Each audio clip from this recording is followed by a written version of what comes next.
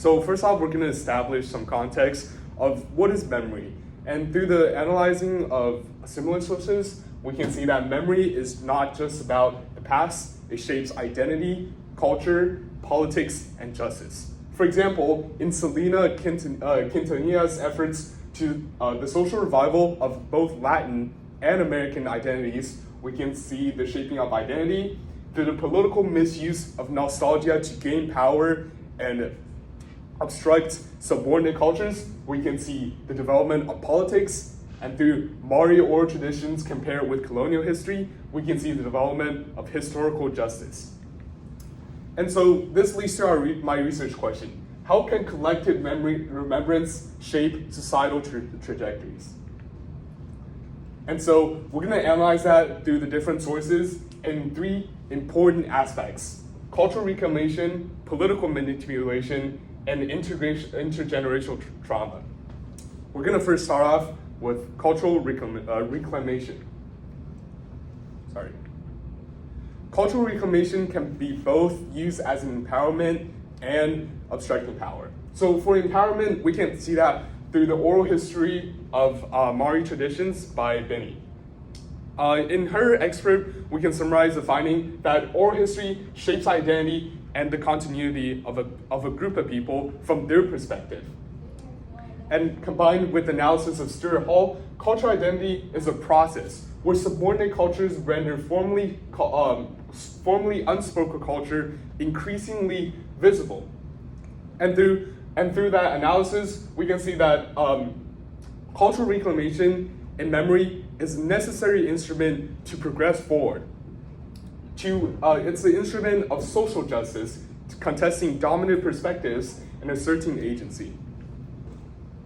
And cultural reclamation can also be used as division. For example, in false nostalgia, where it emphasizes the tendency of dominant cultures to exert illusions about the past and pervasively prevent collective memory, thereby endangering concerns with the cultural change. Next up, we can view memory through the lens of political memory and the power of unifying power. First up, we have the source of Memory and Democracy by Powell. In his excerpt, he explores the democracy and memory aspect in Washington, D.C. with a Soviet general. And through looking at the memorials of Vietnam War, the Civil Rights Act, we can see memorization of the U.S. historical movements, especially the Civil Rights Movement, unifies trauma as a collective commitment to justice. Here, memory act as a bridge of democracy. It bridges people of different groups, different identities, and shapes social trajectories to move forward into a more equality and democratic society.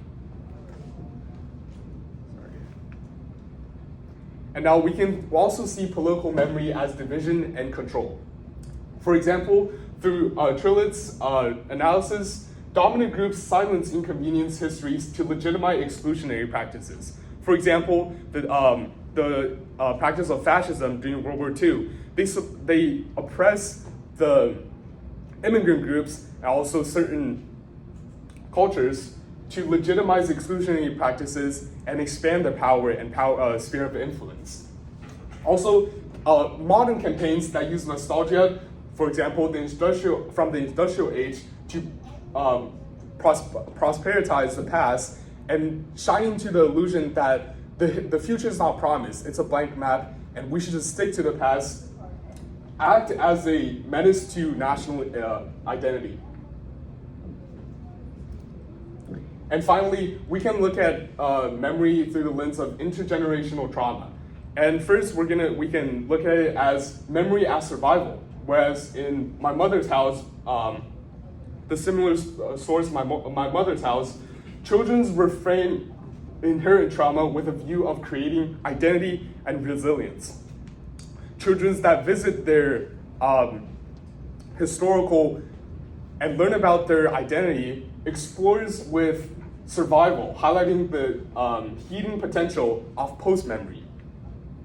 But this intergenerational trauma also comes with barriers, especially physical barriers like Alzheimer's. We can analyze that through the stimulus source of the Alzheimer's Association, where older generations tend to forget, and memories of positive things are not always passed on.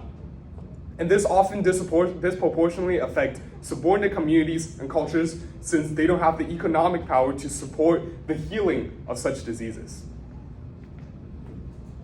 And in conclusion, we can see that memory is a dynamic. It heals, divides, empowers, and manipulates. And societal progress based on memory depends on how and who remembers, especially important in today's society, where memory acts as an essential force in driving societal decisions. For example, politics. Politicians reinforce on the idea of memory warns us about civil responsibility, especially politically, and the implications of forgetting. And here's my works cited. Thank you. First question. Did your research go in a different direction than you originally expected?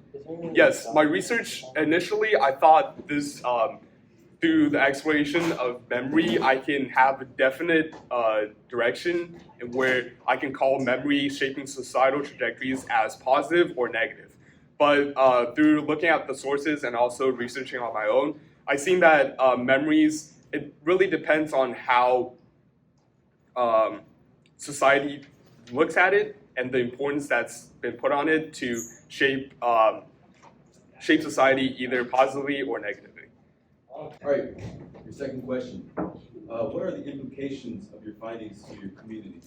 So I feel like my research had provided me more insights into the structure of my community, and then possible future projections, including how the community will develop based on how they remember and vote, because politics affects a big part of my community, and the development depends on that. So yeah, I feel like the research can really help my community in deciding on better things that they want to work on.